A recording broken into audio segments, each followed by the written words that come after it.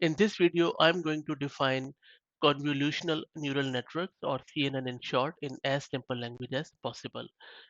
First, the credit of this image is from datarange.org, and they are doing quite a wonderful work in the terms of these convolutional neural networks.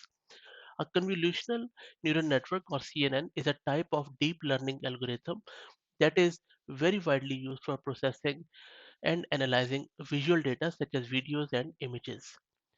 These convolutional neural networks or CNNs consist of multiple layers of interconnected neurons, including convolutional layers, pooling layers, and fully connected layers. Prior to CNNs, manual time-consuming feature extractions methods were used to identify objects in images.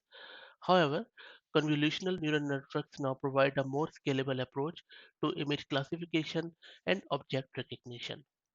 So there is all to it at a very high level. I will also post the link to datarange.org in video's description so that you can read more about their paper. Thank you very much.